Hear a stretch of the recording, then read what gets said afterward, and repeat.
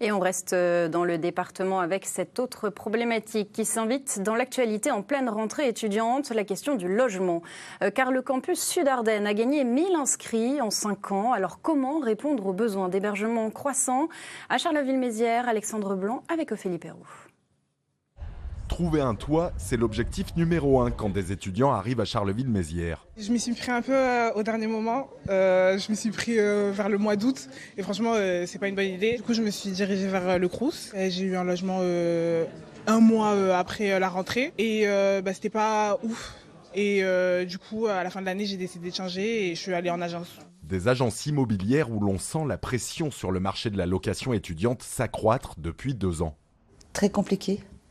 Pas beaucoup d'appartements. Les appartements sur le marché, bien souvent, sont énergivores. Donc les propriétaires ne les louent plus. Et ceux qui sont bien, vous pouvez regarder la vitrine, je sais pas grand-chose.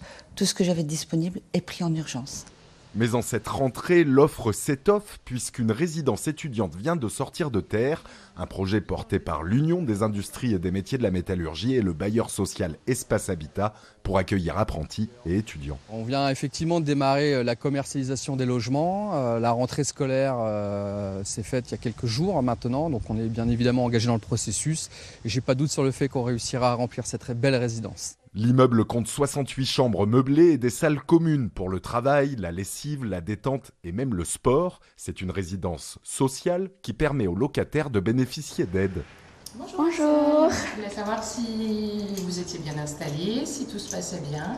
Parfait. Je suis bien installée, j'ai fait à mes goûts, je suis bien. Ok, parfait. Axel a quitté son appartement de Nouzonville pour faire des économies. Là, tout compris, de ma poche, j'aurais 300 €.